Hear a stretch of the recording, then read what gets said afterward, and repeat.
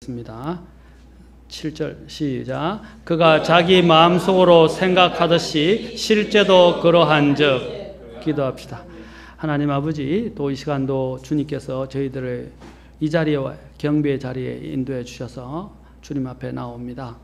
주님, 우리에게 꼭 필요한 대로 때를 따라 주님의 이 영적인 양식을 공급하시고 우리의 마음들을 흡족해 하시고 또 우리의 필요한 것들을 주시고 또 우리로 깨닫는 영을 주시며 또 이 말씀 안에 순종하는 또한 영을 더해 주옵소서. 주님께 이 모든 것을 인도해 주시기를 다시 한번 간구하고 부족한 모든 것들을 감추시고 주님만 나타나시기를 원합니다. 예수님의 귀한 전함을 받들어 기도합나이다. 아멘.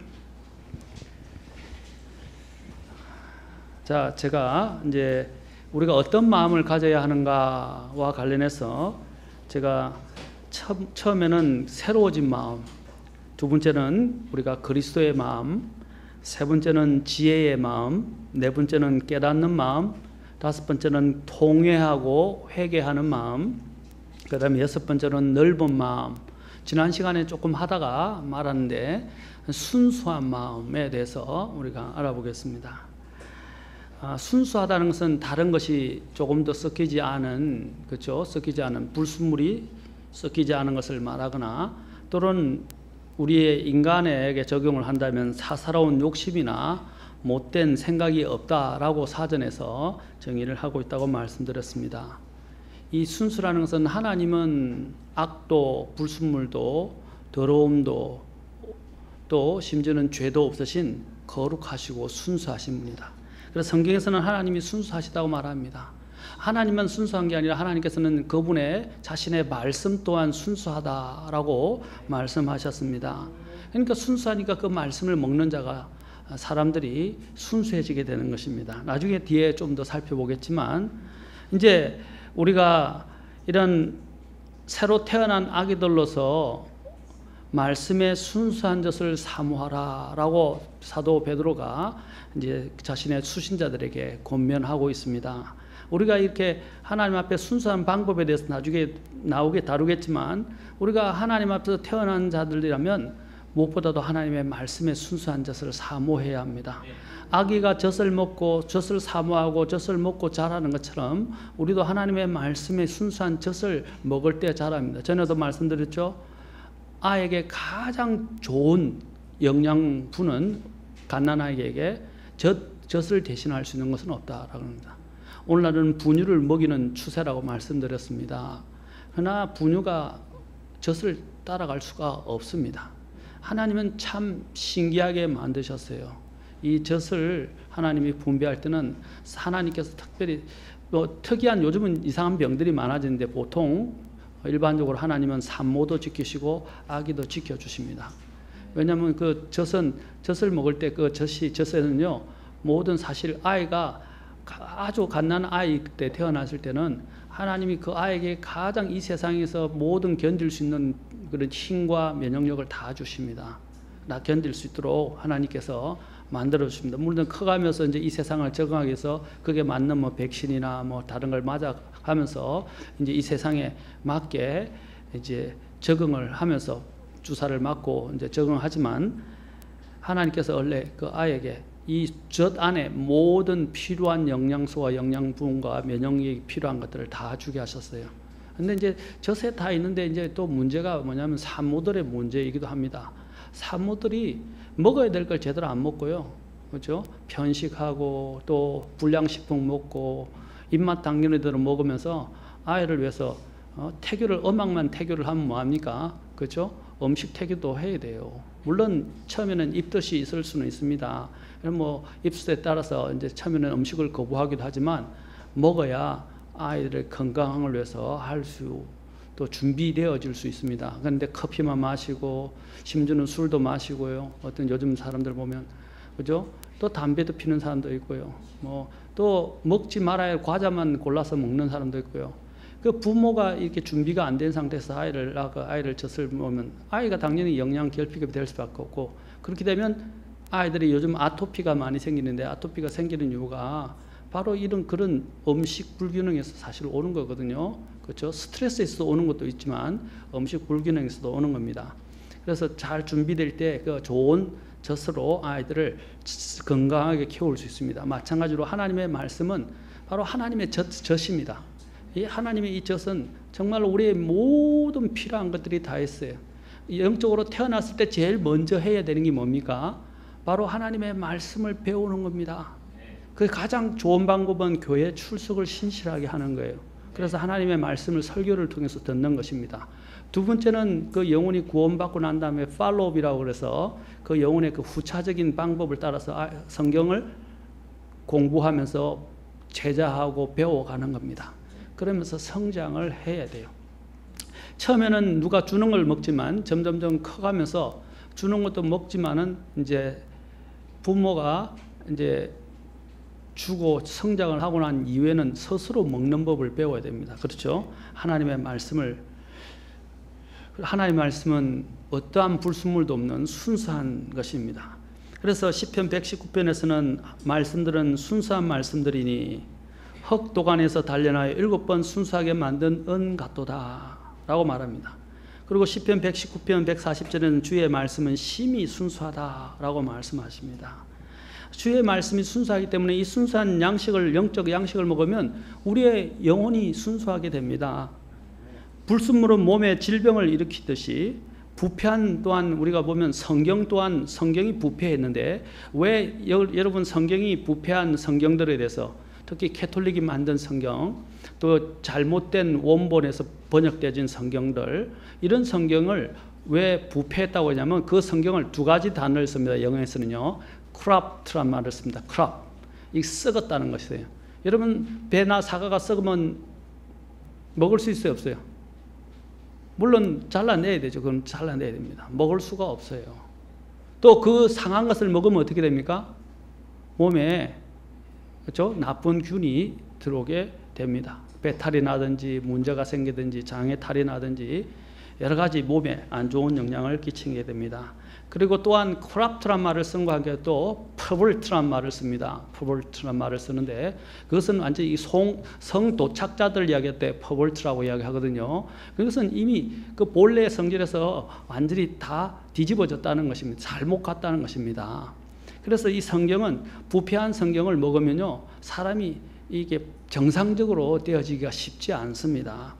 그렇다고 해서 어떤 분들은, 제가 성경론을 이야기하는 건 아니면 다음에 다룰 겁니다.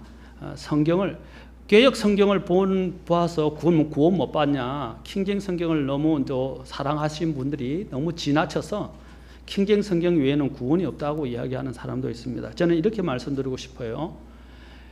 개역 성경이나 NIV나 뭐 여러 다른 킹제임 성경을 제외한 성경들이 많은 교리적인 문제와 많은 성경의 변개된 부분들이 있습니다. 오역과 변개와 또 첨과 또 삭제를 통해서 성경이 정말 변개되었어요. 자, 이렇게 생각합시다. 나는 어떤 사람들은 극단적으로 아까 말했지만 그거 킹제임 성경 외에는 구원을 받을 수 없다라고 이야기하고 구원이 없다라고 이야기하는 것은 위험한 발상입니다. 하나님의 옛날에 처음에 우리의 믿음의 선조들이 성경을 보존해 오면서 성경을 가졌을 때 그들이 가지고 있었던 성경들은 우리가 가지고 있는 것처럼 전 성경을 갖고 있지 않았어요. 신약 성경조차도. 그들이 갖고 있었던 것은 쪽복음이었어요. 쪽복음. 그렇죠? 그럼 쪽복음만 갖고 있으면 변개된 것이냐? 아니지 않습니까?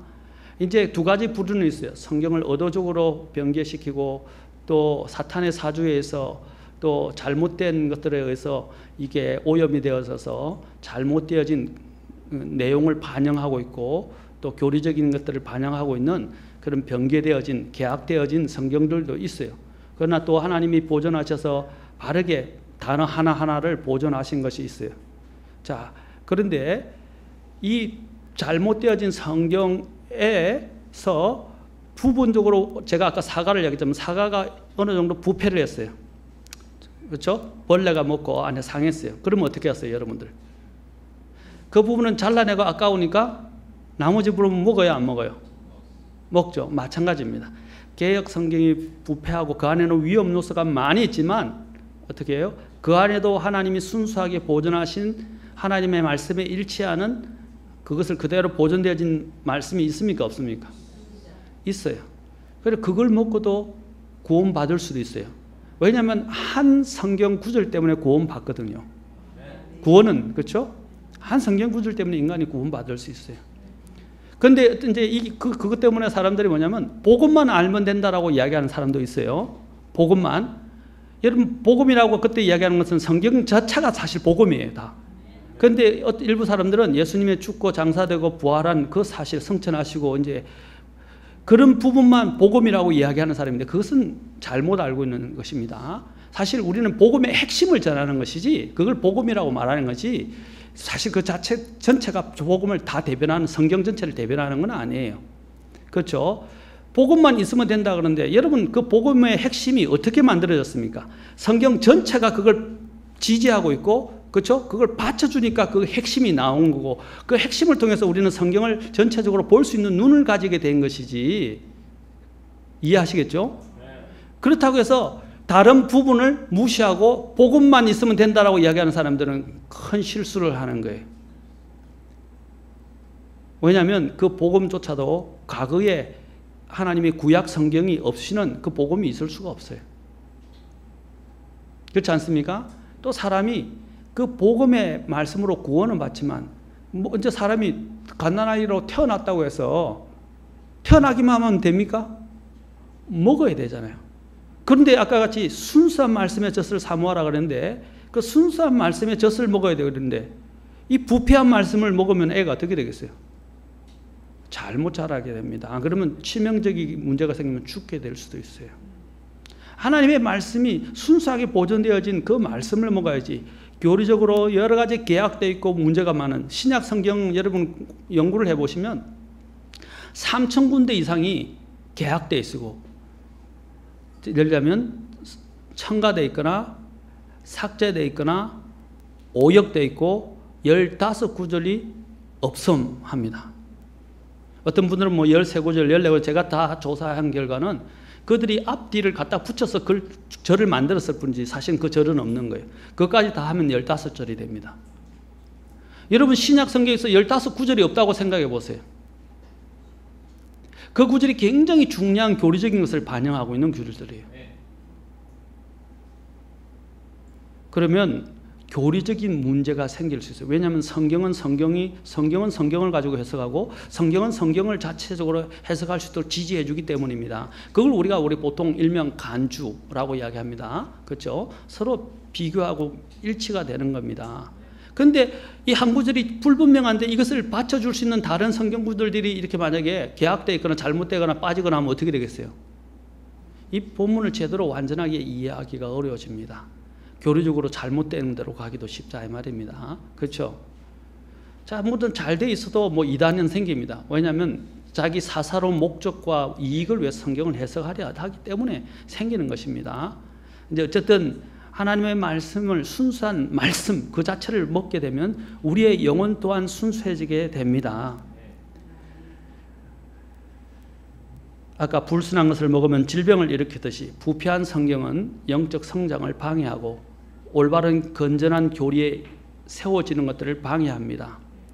순수한 말씀은 또한 성경에서 눈을 밝게 한다고 그랬어요. 이것은 진짜 눈이 밝아지는 게 아니라 영적인 눈을 통찰력을 갖게 하고 영적인 안목을 갖게 하고 영적인 또한 분별력을 갖게 만들어줍니다. 그래서 시편 19편 8절에서는 주의 법궤들은 정당하여 마음을 기쁘게 하고 주의 명령은 순수하여 눈을 밝게 하는도다 했습니다. 자, 마음을 기쁘게 한다고 그랬어요. 왜 기쁩니까? 원래 사람이 옳은 것을 알면 우리나라가 지금 이 모양이 된 게 뭡니까? 부정부패와 잘못된 것들이 너무 많으니까 사람들이 마음을 둘 수가 없어요.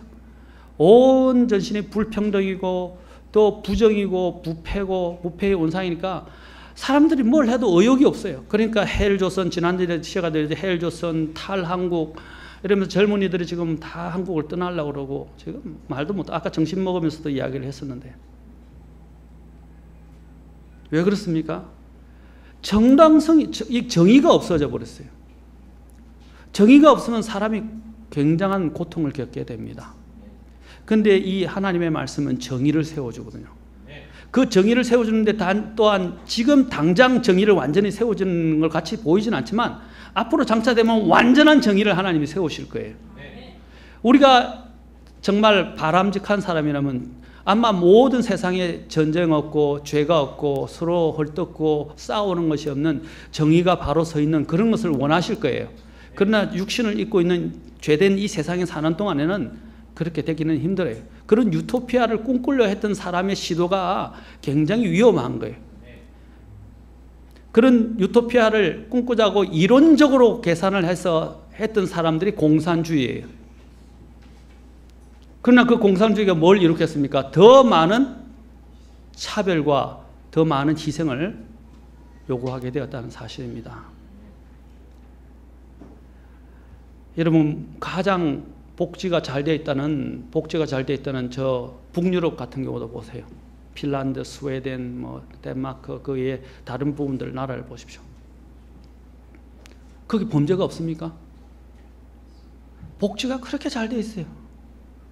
근데 범죄가 있다고요. 이 세상에서 유토피아를 꿈꾸는 사람들은 그것은 위험한 발상이고 잘못된 발상입니다. 유토피아는 예수님이 오시기 전에는 해결될 수 없습니다. 예수님이 오셔야 돼요. 후천년 신약에서 전천년주의가 후천년주의가 있는데 여러분 잘 아셔야 됩니다.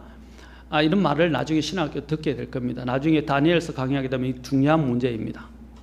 전천년주의는 뭐냐면 주님이 재림하시고 난 다음에 이 땅에 새로운 이제 메시아 왕국, 천년의 왕국이 도래하게 될 것이다.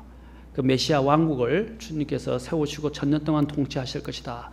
그 주님의 재림을 시점으로 그렇게 하는 것을 전천년주의라고 합니다. 전천년주의. 천년 왕국이 오기 전에 주님이 재림하신다. 주님의 재림을 중심으로 해서 후천년주의라는 것은 주님이 천년이 끝난 뒤에 예수님이 오신다는 거예요. 그러면 그 천년 왕국을 누가 이룩한다는 거예요? 주님도 없는데 인간의 힘으로 이룩하겠다는 거예요. 그게 후천년주의입니다. 그래서 그들은 그것을 자신들에게 맞추기 위해서 성경을 곡해하고 영해하기 시작합니다. 그 위험한 거예요. 그러면 성경을 보는 관점이 완전히 달라져요. 완전히 달라져요. 여러분, 예수님 재림 없이는 이 땅에는 유토피아 없고 소망도 없습니다. 그래서 예수님이 오시는 게 복된 소망이라고 말하는 것입니다. 그래서 예수님이 오셔서 이 땅을 통치할 때 정의가 세워지게 될 것입니다. 그래서 그 예수님의 통치를 신학적으로 철의 통치, 성경에 나오는 용어예요. 사실은 철의 통치라고 말합니다. 굉장히 강력하게 주님이 정의를 세우시고 통치하실 것입니다. 여러분, 정의가 세워지면 아까 뭐라고 그랬어요? 사람들이 마음에 안도감과 기쁨이 찾아옵니다. 오늘 말씀하죠. 주의 법규들은 정당하여 마음을 기쁘게 하고 주의 명령은 순수하여 눈을 밝게 하노도다. 자, 눈을 뜨세요. 눈을 밝게 해준다고 하셨어요. 하나님의 말씀이. 눈을 뜨세요. 그래서 하나님은 단일한 눈을 좋아하십니다. 바로 비둘기처럼 단일한 눈, 믿음의 주요 완전케 하시는 예수님을 바라보는 눈을 하나님은 원하십니다. 이 예수님의 또한 우리가 또 하나님 앞에 순수한 것은 하나님이 순수하시죠. 주의 말씀이 순수하시죠. 또 예수님의 피가 순수합니다. 예수님의 피, 그렇죠? 이 피는 하나님의 피라고 했습니다. 죄가 없는, 악이 없는 피라고 했습니다. 그래서 얼마 전에 제가 아는 분을 방문을 했는데 거기는 만찬을 할 때 포도주를 담는데요. 그리고 포도주를 돌리고 카스테라를 돌린다는 거예요. 뭐 어떻게 하든 뭐 그거는 그 교회가 알아서 하는 문제지만 성경적인 부분에서는 틀렸습니다. 왜 포도주가 되면 안 됩니까? 예수님은 성경에서 술을 금하셨어요. 절대 금주를 하셨어요. 우리 그리스도인은 술 먹으면 안 돼요. 또 주님도 술을 금하셨을 뿐 아니라 술을 드시지 않으셨어요. 그 술에는 뭐가 들어있어요? 누룩이 들어있어요. 누룩은 성경에서 한 번도 좋게 이야기되어진 적이 없어요. 누룩은 죄의 상징이며 악의 상징입니다. 그렇죠? 그 누룩이 없어야 돼요. 그 다음에 또한 술에도 마찬가지고 또 빵도 어떻게 해요? 이스트를 넣어서 부풀게 해서 뭐 카스테라나 다른 빵을 만드는데 부풀게 하잖아요. 발효되게 만든단 말입니다. 그 발효를 만드는 성분이 이스트, 바로 우리가 말하는 효모 이스트를 다른 말로 이야기하면 뭐라 그래요? 누룩이라고 이야기해요. 사실은 그 누룩은 그것 전체를 부풀게 하지만 빨리 썩게 만들어요. 그렇죠? 그래서 하나님께서는 뭐라고 말씀하셨어요? 누룩 없는 빵에 대해서 말씀하셨어요. 누룩이 없게 하라 그랬어요. 심지어는 유월절을 하실 때도 주님께서 누룩 없는 빵을, 그것을 빵을 먹고 일주일을 주님을 기억하고 정결한 삶을 살게 되는 게 뭡니까? 대비하면서 무교절이라고 말합니다. 무교절, 누룩 없는 기간이다 이 말이죠. 그렇죠? 그래서 하나님은 누룩, 그래서 술에 우리가 포도주를 먹지 않고 포도즙을 먹는 거예요. 나이 만찬을 할 거니까. 또 우리가 빵을 할 때도 빵도 어떻게 해요? 그냥 아무것도 넣지 않은 상태에서 구운 빵. 그렇죠? 자, 그런 빵을 우리가 먹는 이유가 그것이 바로 주님의 살과 주님의 피를 의미하는데, 주님의 살에는 죄가 없고 누룩이라는 악이 없고 주님의 피 안에도 누룩이나 죄가 없기 때문입니다. 아멘. 그걸 우리가 기억하고 우리가 그분과 같이 그렇게 거룩함에, 하나님의 이 거룩함에 순수함에 참여하는 자가 되었다는 것을 우리가 고백하면서 그분을 기억하면서 먹는 그 규례가 뭡니까? 바로 만찬이다 이 말입니다. 만찬. 우리는 성경에서 소위 말하는 믿음의 사람들, 하나님의 사람들 보면 그들이 순수하고 어려웠던 사람들이 아니라 우리와 성정이 동일한 사람이고 죄인이었던 사실을 알게 될 때 우리는 참 놀라게 됩니다. 의아하게 됩니다. 그러나 하나님이 그 사람들을 안에 이제 순수함을 창조하시고 순수함 가운데서 그 사람들을 만들어 가시고 나중에는 그 순수함의 그 능력이 생명이 심겨져서 나중에 주님 오시게 되면 그 사람들이 완전히 순수한 사람으로 바뀌게 될 것입니다. 그래서 시편에서는 누가 주의 산에 오르리요, 누가 그분의 거룩한 곳에 서리요, 깨끗한 손과 순수한 마음을 가진 자라고 말하고 있습니다. 바로 이런 사람이 그 뒤에 쭉 나오지만 순수한 마음을 가진 것을 주님이 말씀하십니다. 그리스도인들은 순수한 마음을 가져야 합니다. 하나님의 명령이 목적의 첫 번째가 뭔지 아십니까? 디모데전서 1장 5절로 가봅시다. 디모데전서 5장 1절에 보면 하나님의 명령의 첫 번째가 뭐냐? 자, 명령의 첫 번째 잘 보세요. 하나님의 명령의 첫 번째가, 자, 명령의 목적은이라고 말합니다. 물론 우리가 하나님의 두 계명 안에 모든 게 들어있다고, 그것은 하나님을 사랑하는 거예요. 그러나 그 사랑하는 그 가운데서 이제 우리가 그 명령이 우리에게는, 하나님께는 하나님을 사랑하는 거지만 하나님뿐 아니라 우리 자신에게도 하나님이 어떤 것 갖기를 원하시느냐. 1장 5절. 자, 보시면 시작. 명령의 목적은 순수한 마음과 선한 양심과 거짓 없는 믿음에서 나오는 사랑이거늘. 자, 사랑이라고 말하는데 그 사랑이라고 이야기했죠. 사랑이라고 하는데 어디서 나온 사랑이라고 처음에 말하고 있어요? 아니요, 그 앞에 처음에는 순수한 마음에서, 국어 실력이 이거 어려운 거 아닌데. 자, 순수한 마음에서라고 되어 있어요. 순수한 마음에서. 자, 그 사랑이 어디서부터 시작하냐면 순수한 마음에서 나온 사랑이라고 합니다. 이 하나님은 순수함을 사랑하십니다. 하나님의 명령은 바로 이 순수한 마음에서 출발해야 합니다. 하나님을 사랑하는 것도 가식이나 거짓이나 다른 목적을 갖고 하나님 앞에 나오시면 안 돼요. 그냥 하나님이 우리를 사랑하신 그 자체 사랑에 감복되어서 순수한 마음에서 주님을 사랑해야 합니다. 아멘? 그런데 많은 사람들이 잘못 하나님을, 당신 예수님 믿으면 지옥 안 가고 천국 갑니다. 예수님 믿으면 죄 용서 받습니다. 예수님 믿으면 뭐 영생을 얻습니다. 예수님 믿으면 이렇게 합니다. 그런 말만 적어요. 그래서 그들이 항상 그 잘못된 복음이 전하는 것 중에서 하나가 뭐냐면 회개나 죄에 대해서 직면하도록 말하지 않고 뭐냐면 하나님은 당신을 사랑하시며 당신을 위한 놀라운 계획을 갖고 계십니다. 그렇게 시작한다 이 말이죠. 그 감성적인 거예요. 아주 얄팍한 거예요. 인간이 그 하나님을 정말로 사랑을 하려면요, 내가 어떤 존재였는가를 알고 그 하나님이 이 나 같은 존재를 위해서 어떤 사랑을 베푸셨는지를 알아야만이 제대로 회개하고 하나님께 갈 수가 있어요. 그런데 오늘 많은 사람들이 그런 감성적인 것에만 마음에 빠져 있습니다. 그것은 위험합니다. 그것은 제대로 구원을 확인하기가 어려워져요. 뿌리가 굉장히 약한 거거든요. 감정의 마음의 동료만 가지고 주님을 믿을 수 없습니다. 확신을 가져야 되고요. 그 확신 속에서 그것을 가지고 결단을 해야 합니다. 여하튼 바로 하나님의 명령의 목적은 제일 먼저 순수한 마음에서부터 출발한다라고 말하고 있습니다. 그리고 또한 아까 제가 성경에서 읽었지만 사람이 뭡니까? 사람이 그 마음의 생각이 어떠한 것 같이 그 사람도 그러하다 그랬어요. 그래서 빌립보서 4장 8절에서는 성경에서는 또 뭐라고 말하고 있습니까? 무엇이든지 진실한 것과 무엇이든지 정직한 것과 무엇이든지 의로운 것과 무엇이든지 순수한 것과 라고 말하면서 그 덕목 중에서 순수한 것 이런 것들을 곰곰이 생각하라 그랬어요.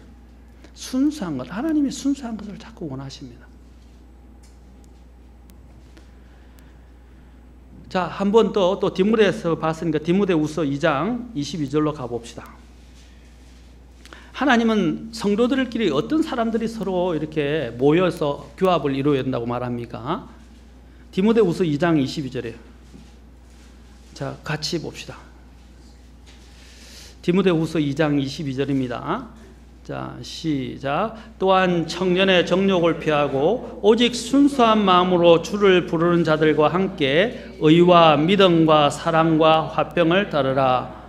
자, 청년의 정욕을 피하고 어떤 마음으로? 순수한 마음으로 주를 부르는 자들과 함께 이런 것들을 추구하라 그랬어요. 여러분, 이 참 있는데 같이 모여 있는데요. 마음이 나눠지고 다른 마음을 갖고 있으면 어떻게 되겠어요? 그 모임이 제대로 갈 수가 없어요. 그렇죠? 언젠가는 그것들이 표출되게 나타나게 됩니다. 제가 제일 싫어하는 사람이 이중적인 사람이에요. 제가 전에도 잠깐 예배 시간에 언급을 했습니다만은 제가 어떤 분에게 특히 교사인 분에게 아이들을 이야기하면서 이야기했어요. 어떤 아이는 굉장히 외향적이고 활달하면서 자꾸 돌발적이어서 좀 문제를 좀 일으켜요. 그런데 어떤 아이는 차분하면서 말은 잘 들어요. 그런데 자꾸 좀 돌발적이고 문제를 일으키는 아이들을 우리는 어떻게 생각하냐면 쟤는 문제하다, 쟤는 문제가 많다, 낙인을 자꾸 찍고 걔를 그렇게 대하려고 한다 이 말이죠. 제가 그렇게 대하면 안 된다고 말했어요. 어떻게 예를 들어서 말하냐면요, 저의 경험상도 마찬가지입니다. 오히려 돌발적이고 외향적으로 밖으로 드러나는 아이들이요, 교정하기가 더 쉬워요. 눈에 보이니까. 그래서 바로 교정할 수 있고 잡아주고 보일 수 있어요. 그런데 착하다고 생각하는 착한 아이 컴플렉스를 갖고 있는 아이들이 마음속에 뭐냐면 자기도 모르게 다른 사람 앞에서는 네 하는데 마음속에는 분노를 쌓아두고 있고 미움을 쌓아두고 있고 썸뿌리를 갖고 있는 경우가 많아요. 자, 그런데 그런 사람들이 앞에서는 어쩔 수 없이 예 하는데 나중에는 어떻게 되겠어요? 나중에는 뭐 뒤통수 친다라고 이야기했는데 뒤통수는 좀 너무 했고요. 나중에는 큰 문제를 일으킵니다. 사고를 쳐도 큰 사고를 쳐요. 그래서 저는 겉으로 들은 아이를 무조건 단죄하고 그가 잘못됐다고 규정하려 하지 말고 그냥 겉으로 보기에는 어른이 무섭고 또 부모가 무서워서 어쩔 수 없이 이 자리에 와서 있는 그런 마음의 분노를 갖고 있는 아이들을 우리가 잘 살펴서 그 아이들의 마음들이 다 이렇게 제대로 정화되고 또 순수하게 되도록 가르쳐 줘야 한다는 거예요. 그게 교사가 해야 할 일이에요. 근데 우리는 뭐냐면 밖으로 드러나는 것만 가지고 사람을 평가하려고 그러거든요. 그렇죠? 저는 오히려 밖으로 드러나는 아이들이 더 다루기가 더 쉽다고 생각합니다. 어른들이 그런 말을 했어요. 참 제가 부모님이 구원 안 받는다 그러니까 어른들이 저에게 소망을 주면서 그런 말을 해요. 저는 믿기지가 않았어요. 그게 그렇게 될 수가 있을까? 오히려 더 고집불통이고 더 강경하게 반대하는 사람이 더 예수님을 잘 믿는다 그러더라고요. 그런데 오히려 그래 한번 생각해 이렇게 하는 분들이 나중에는요 더 안 믿는다는 거예요. 왜냐하면 더 강경한 분들이 하나님한테 맞아서 부러지거든요. 그렇죠? 여러분 보시오. 매가 이게 부러져야 사용이 되는데 매가 안 부러지면 어떻게 되겠어요? 휘어로 힙니다. 그러면 더 힘이 들고요. 이게 더 다루기 힘들어져요. 그렇죠? 부러져야 될 부분에는 부러져야 돼요.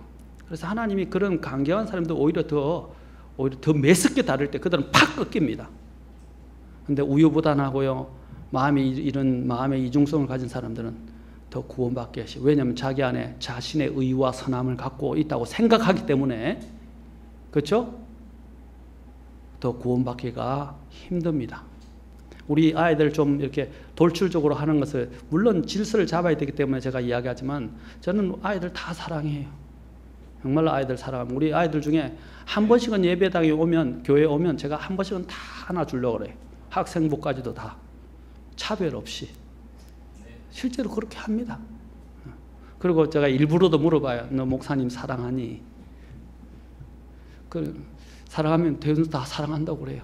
그럼 나도 너를 너무 사랑해 보고 싶어서 이렇게 이야기를 합니다. 제가 이제 사랑하니 하니까 말 안 했다가는 큰일 날 것 같으니까 답을 했는지는 모르겠지만 되게 제가 정말 사랑하니까 사랑하는 마음을 알 거라고 저는 생각합니다. 정말 우리 아이들 사랑스럽고 사랑합니다. 물론 돌발적인 행동들도 있죠. 잡아야 되고. 자, 제가 말씀드린 요지는 겁니다. 순수하란 말입니다. 순수. 극과 속이 다르면 안 돼요. 이율배반적이면 안 돼요.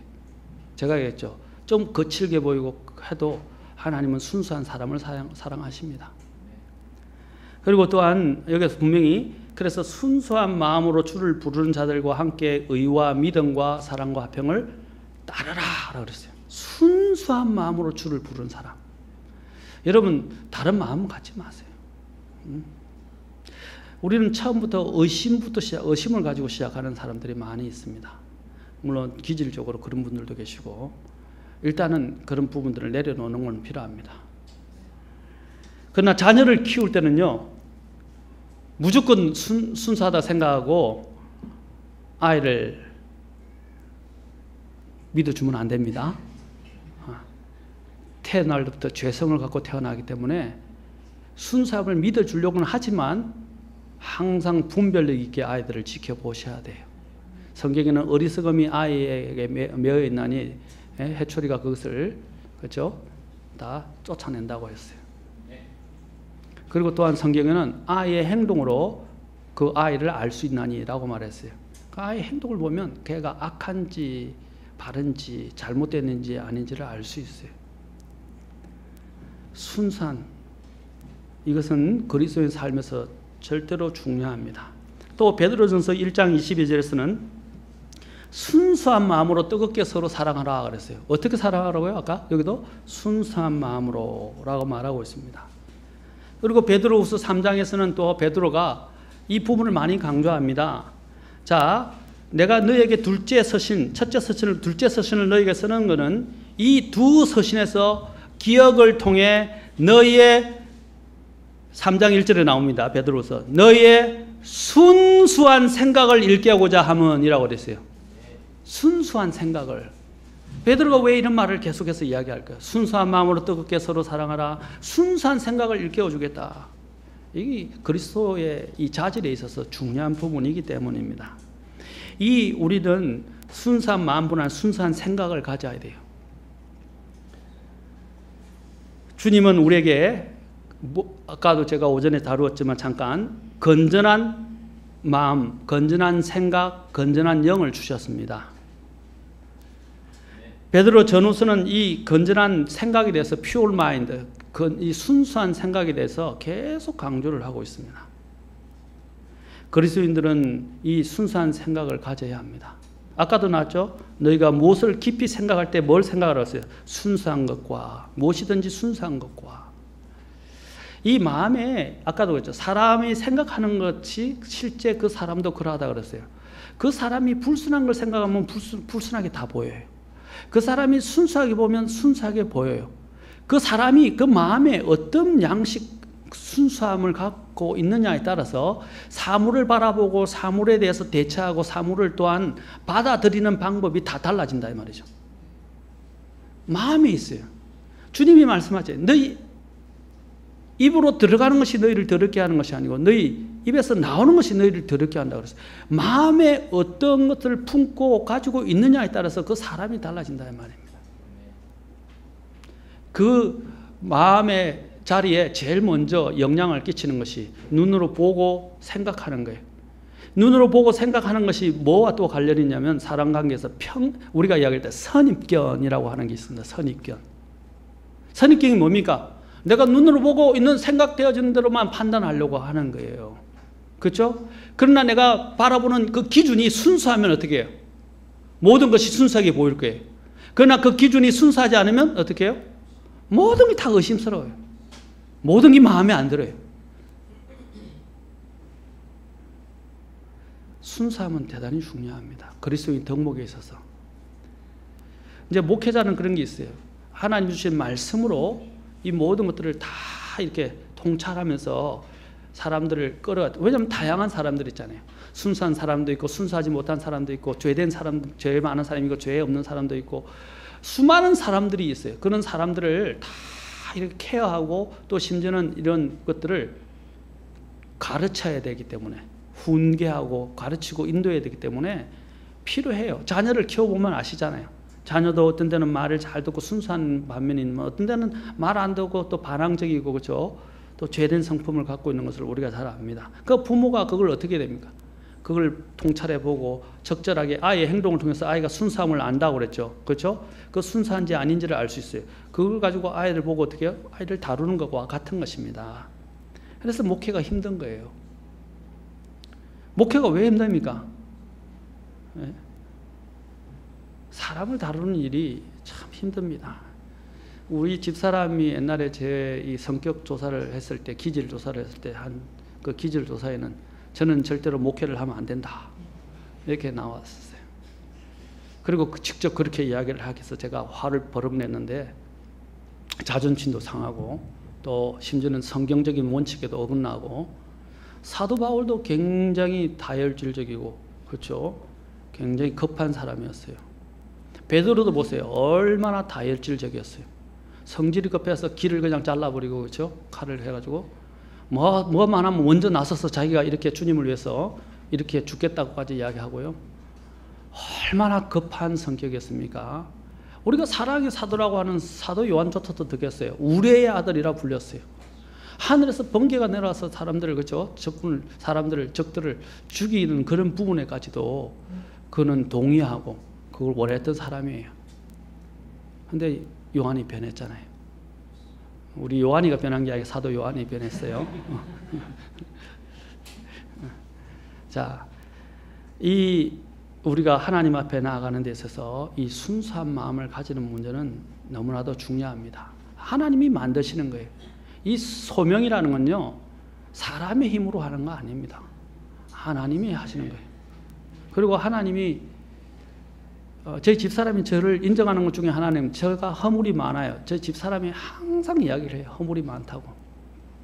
저도 알아요. 하나님 앞에 참 부족하고 죄도 많고 허물도 많고 저 안에 정말 하나님 앞에 저도 제가 싫어요. 솔직히 말해서 주님은 내 이웃을 내 몸처럼 살아가는 내 자신을 먼저 사랑해야 되는데 참 제 자신을 사랑하기가 쉽지 않더라고요. 왜냐하면 제가 너무 냄새가 많으니까. 하나님 앞에서 더러운 냄새들이 너무 많아서 저도 제 자신이 싫어요. 그런데 한 가지를 집사람이 인정하는 게 있어요. 허물은 많은데 성격도 좀 그런데 순수하다는 거예요. 그런데 제가 또 목회를 하면서 오래 보니까 좀 거칠고 좀 여러 가지 이렇게 허물은 많은데 그 마음이 순수하니까 하나님이 그 사람들을 사랑하시고 그 사람들에게 복을 주시는 것을 많이 보았어요. 제가 하나님 앞에 자격이 있어서 이 자리에 서고 목회자가 된 거 아닙니다. 저는 잘 압니다. 정말 저는 더러운 죄인이고 허물이 많은 사람이에요. 그러나 하나님이 은혜로 불러주셨고 은혜로 이 자리에 섰습니다. 여러분도 이 자리에 있게 된 것은 저뿐만 아니라 하나님의 은혜 때문에 이 자리에 있는 거예요. 누구도 여러분의 의로 인해서 저를 비난할 수 있는 분은 없어요. 저 또한 여러분들을 죄로 인해서 정죄할 자격은 없어요. 하나님이 주신 직책과 이 목회의 일 때문에 여러분들을 어떻게 해요? 제가 치리하고 다스리는 것이지. 이것이 좋아서 쉬워서 다스리는 건 아닙니다. 고역스러워요. 참 고통스럽고. 제가 전에도 말씀드렸죠. 제가 이전에 성도 중에 판사가 한 명 있었는데 그 판사가 민사는 오히려 좋대요. 좀 골치 아픈 일들은 많은데 그 민사 조정하는 문제를 그 민사는 오히려 더 편하대요. 뭐가 어렵냐 하니까 형사재판이 어렵대요. 왜 그러냐 하니까 그 사람의 죄의 형벌을 어떻게 판결을 내리냐에 따라서 그 사람의 운명이 좌우된다는 거예요. 그 형의 그 경중을 따져야 되고 그 사람에게 그 인생이 달린 문제에서 3년을 선고하느냐 5년을 선고하느냐 뭐 집행유예를 하느냐 이런 문제들을 그 법의 태도에 최대한 이 사람에게 이게 잘못되지 않도록, 왜냐하면 그렇게 살면 그 사람이 완전히 인생이 달라지게 되니까 그것을 심리하면서 판결을 내리려고 판결문을 쓰는 것이 너무너무 고통스럽다는 거예요. 왜냐하면 자기의 판결문을 하나 따라서 그리스도인이기 때문에 판결문 하나에 따라서 이 사람의 인생이 좌우 왔다 갔다 한다는 거죠. 혹시라도 잘못된 판결을 내리게 됐을 때 이 사람의 운명은 죄가 없는데도 죄가 있게 되고, 그렇죠? 맞습니까? 또 그 사람이 죄 이상의 것들을 또 죄를 짊어지게 되고, 또 이 사람이 바뀌어질 수 있는데 또 바뀔 수 있는 기회를 박탈시킬 수도 있고 너무너무 고통스럽다고 하더라고요. 사실 목회도 그래요. 치료하는 것들이 싫어요. 여러분도 자녀를 다룰 때 어때요? 자녀 2명은 다 데리고 모시고 계시죠? 자녀들을 모시고 있는데 자녀들이 어떻습니까? 저도 매를 들 때가 제일 힘들어요. 정말 마음이 찢어지고 너무 막 가슴에 안 때리고 싶어요. 근데 아이들은 이제 때리기를 좋아한다고 생각할지 모르겠지만 정말로 안 때리고 싶어요. 매를 아끼고 싶어요. 근데 안 때리면 안 돼요. 그 어떻게 합니까? 이해를 위해서 어쩔 수 없이 매를 때린다 말이에요. 매를 들 때가 있어요. 그때 마음이 제일 아파요. 저도 울고 싶어요. 차라리 내가 나를 때리고 싶을 때도 있어요. 왜 그렇습니까? 아끼고 사랑하기 때문에. 바로 하나님께서는 그렇게 해서 우리를 만들어 가신다는 것입니다. 하나님이 우리에게 이런 또 징계를 하실 때는 바로 우리를 더 순수하게 만들어 가시기 위해서 주님이 징계를 하십니다. 또 다른 말로는 거룩하게 하시기 위해서입니다. 그래서 하나님은 우리 모든 그리스도인들이 순수한 마음으로 주를 따르고 추구하기를 원하십니다. 그리스도인들은 또한 더 나아가서 누구나 순수한 양심을 또한 지녀야 합니다. 자, 아까 순수한 마음을 가져야 한다. 그 다음에 순수한 생각을 가져야 한다. 그 다음에 순수한 양심을 가져야 한다 그랬습니다. 자, 우리가 이런 경우도 있어요. 남의 양심을 자꾸 내 양심과 비교하면 안 돼요. 우리의 양심은 하나님과, 아까 그랬죠. 이 양심의 뜻이 전에도 말씀드렸죠. 뭐라고 그랬죠? 양심의 뜻이 뭐죠? 예? 크게 이야기해 보세요. 양심의 뜻이 뭐라고 그랬죠? 원래 이 원뜻이? 예, 크게 하세요, 집사님. 뭐. 예, 뭐, 결론적으로는 그러죠. 원래는 자체의 원의 뜻은 know with, 함께 더불어 안다 라는 뜻인데, 누구와 아느냐면 바로 하나님과 더불어 안다 라는 뜻이에요. 이 양심은 누구와 함께 하는 거냐면 베드로서에도 나옵니다. 베드로 후서에서도. 이 양심은 베드로의 침례에 대해서 이야기를 하면서 그 양심이 뭡니까? 하나님께, 선한 양심이 하나님께 고백하는 것이다 라고 침례를 이야기합니다. 그렇죠? 그래서 물 침례는 모형인데 이 모형은 뭐냐면 우리의 양심, 우리의 육체를 정결하는 것이 아니요, 우리의 순수한 양심이 하나님을 찾아가고, 그렇죠? 하나님께 드리는 것입니다. 하나님을 찾아가는 거예요. 그래서 이 양심은 하나님과의 관계가 한계 있는 것이지 내 양심을 다른 사람의 양심이 지금 우리나라하고 다른 나라의 사람하고 양심의 기준이 달라요, 같아요? 보편적인 부분은 비슷한 면이 있지만 또 다르다고요. 그래서 도덕적 기준도 달라지고 법의 기준도 달라지는 거예요. 맞습니까? 그렇죠? 제가 아는 선교사 친구 목회자가 있는데 임마누엘 군감포라는 친구가 있습니다. 제가 같이 신학을 공부했는데 토고에 목회를 하시고 훌륭하게 잘하고 계신데 그 토고에는요 폴리가미 뭡니까? 일부 다처제를 운영합니다. 일부 다처제를. 이 교회를 했는데 일부 다처인 사람이 많아요. 그런데 거기는 그것이 통용이 되어 있어요. 이걸 어떻게 해결해야 되는가? 그런데 이걸 성경을 가지고 적용을 하는데 가르치는데 문제가 뭐냐면 실제적인 문제가 생기는 거예요. 모두 남편이 책임지는데 둘째를 버리거나 셋째를 버리게 되면 이 사람들의 자녀의 문제와 또 아내의 양육의 부양의 문제가 생기는 거예요. 그래서 성경적인 원칙을 가르면서 천천히 이것을 해결하도록 가르친다고 합니다. 쉬운 게 아니에요. 왜 그런 일이 일어납니까? 양심이 다르니까. 이전에 선교사가 아프리카 갔는데 그 아프리카에서는 적들을 어떻게 해요? 적들의 인육을 잡아 죽여서 그리고 해골을 달아놓는. 그래서 선교사들 중에도 죽은 사람도 있어요. 그게 그들이 하는 도덕이고 가치였어요. 그런데 그 선교사가 그걸 바꾸는데 시간이 많이 걸렸다고 합니다. 그게 뭡니까? 양심이거든요. 그들의 양심이거든요. 그 보편적 양심은 좋지만 자기들끼리는 안 죽여요. 그런데 적들을 향해서는 그렇게 죽여도 된다고 생각하고 적들의 인육을 먹고 해골을 걸어놓는. 제가 이 비디오도 있어요. 그 비디오 다음에 한번 NTM에서 만들었나? 뉴 트라이브 미션이라고 NTM에서 만든 영화일 거예요. 그거 보시면 그 내용이 나와요. 그래서 다 양심의 기준이 다른데 이 양심이 사실은 어디에서부터 출발해야 됩니까? 다른 사람하고 비교하는 게 아니라 하나님과의 관계에서 비교되는 것입니다. 하나님께서 뭐라 그러냐면 다 양심이 다른데 보편적 양심은 갖고 있어요. 물론 그것이 더럽혀지고 구겨지기도 했지만 하나님이 다 사람들에게 정말 엄밀하게 양심을 주셨는데 그 양심을 로마서에서는 뭐라고 그러냐면 그것을 하나님이 각 사람에게 율법이 없는 이방인들에게 주신 법이다라고 말하고 있습니다. 그 법에 따라 그들은 불법이 없었기 때문에 그 법에 따라 주님은 또한 심판하실 것입니다. 가장 큰 죄는 뭡니까? 그들이 그 법을 양심을 갖고 있으면 하나님을 찾을 수밖에 없어요. 아까 그랬죠. 하나님과 더불어 하는 건데 하나님이 주신 건데 그런데 자신들의 기준만 내세우고 하나님을 모르고 죽게 되면 어떻게 해요? 하나님이 그들을 이제 심판하신다는 것이죠. 순수한 양심은 어떻게 만들어지는 겁니까? 예수님을 믿을 때 이루어지는 것입니다. 예수님을 믿을 때. 그래서 히브리서에서는 뭐냐면 예수님의 피가 어떻게 했어요?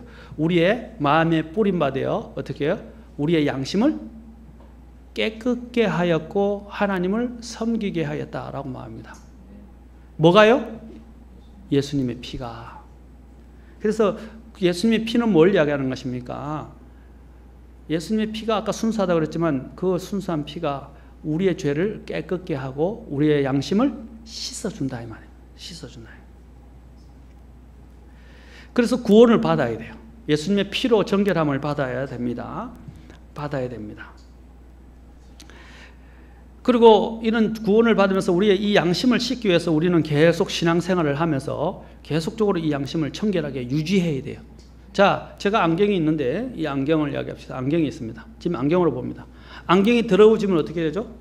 자꾸 보는 것이 희미해지고 잘 얼룩져 잘 아롱아롱 보입니다. 그래서 어떻게 해요? 안경을 닦아주죠.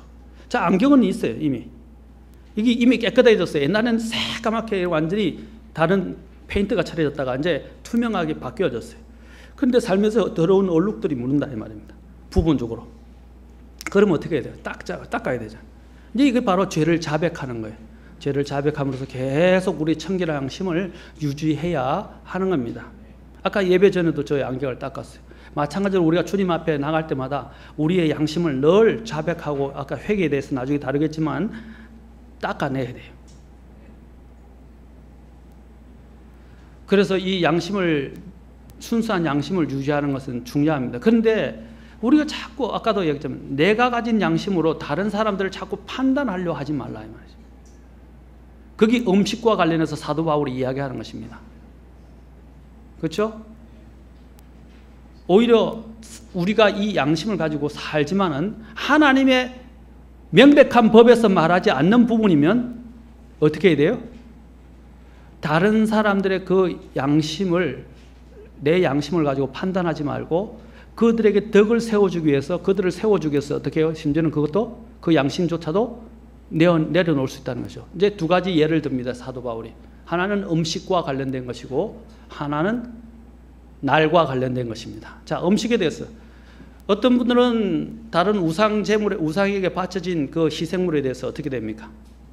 에이, 그 더럽고 부정해서 나는 안 먹을 거야. 나는 그리스도인이야. 안 먹는다고 단언하는 사람이 있어요. 근데 어떤 사람들은 그런 것들을 관계없이 그걸 그냥 먹는다고 하는 사람이 있어요. 자, 내가 믿음이 성숙한 사람이라면 어떻게 했어요? 그 사람이 안 먹겠다고 하는 건 뭡니까? 먹겠다 하는 거나 안 먹겠다 하는 것은 그 사람의 양심이에요. 자, 그런데 나는 성숙해요.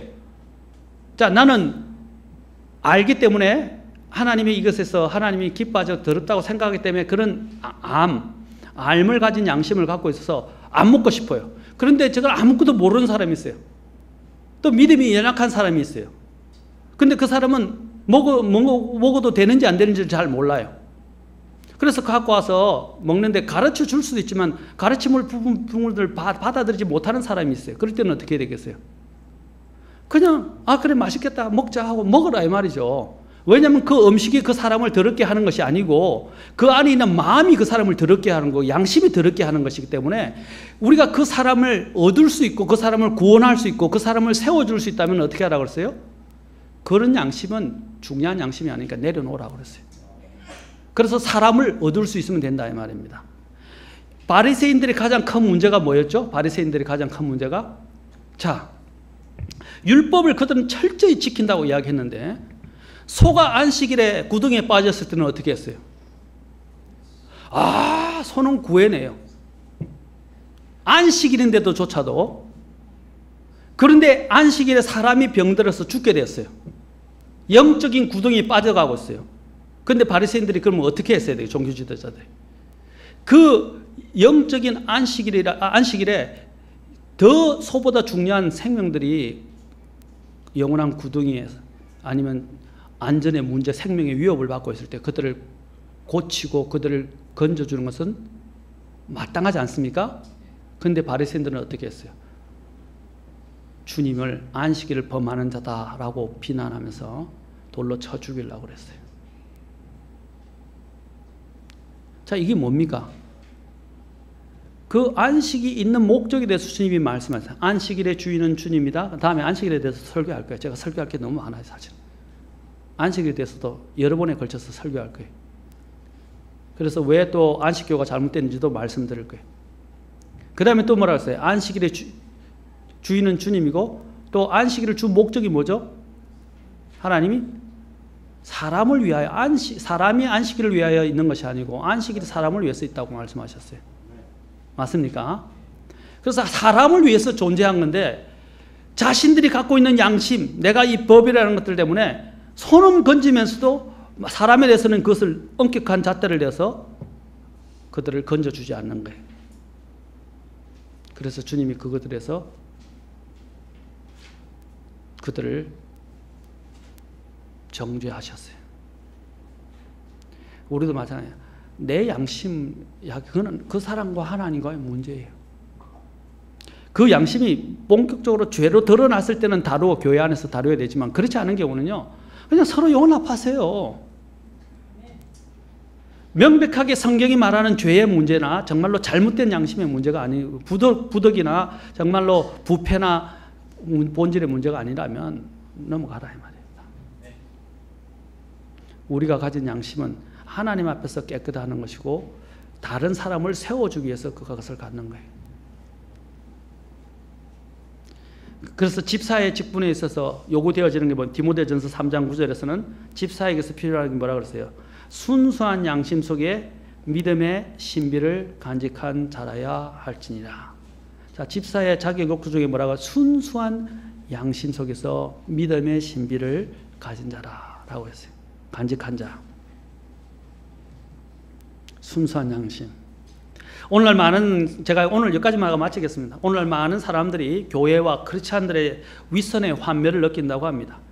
이는 교회와 성도들이 자신들을 지키지 못하고 세상의 친구가 되고 순수함을 잃어버렸기 때문입니다. 영적 순수함을. 사랑하는 성도 여러분, 교회의 힘은 성도의 수나 돈이나 성도들 간에 있는 정겨운 교제에서 나오는 게 아니라 교회의 힘은 믿음의 순수함에서 나오는 것입니다. 옛날에 우리 어머니가 자주 이런 말을 하셨어요. 재밌는 말입니다. 마지막으로. 검정이 순나무라고 있네.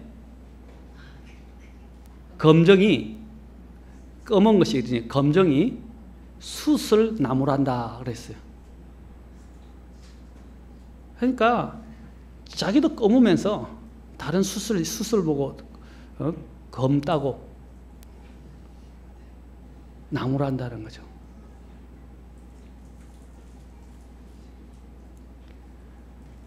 순수한 몸이가 그런 검정과 같은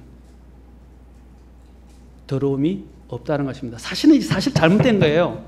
뭐가 잘못되냐면 죄를 가진 사람을 검었다고 이야기하는데요. 사실 검지 않은 거예요. 검은 게 아니에요. 네 죄가 주홍처럼 붉을지라도 주님은 죄가 붉다고 이야기하셨지 검다고 말씀 안 하셨어요. 나중에 최종적으로는 검은 곳에 가죠. 그렇죠? 사랑하는 성도 여러분, 하나님은 우리가 순수하면서 출발해야 한다라고 말씀하십니다. 다음에 계속해서 순수함에 대해서 좀 더 자세하게 살펴보도록 하겠습니다. 사랑하는 성도 여러분, 하나님은 순수한 사람을 사랑하시고 우리의 모든 것들이 순수함에서 시작된다고 말씀하십니다. 여러분, 순수한 데부터 수확하십시오. 다른 계산, 다른 나쁜 마음 모든 걸 버리십시오. 순수한 생각, 순수한 마음, 순수한 양심을 가져서 주님을 섬기시는 순수한 마음으로 주를 부르는 자들과 함께 의와 믿음과 사랑을 합병을 따르라. 이 말씀을 디모데후서 2장 22절 이 말씀을 꼭 기억하시고 마치겠습니다. 잠깐 오늘 먼저 앉으셔서 기도하고 만찬이 있어서 오늘 잠깐 앉아서 기도하겠습니다. 오늘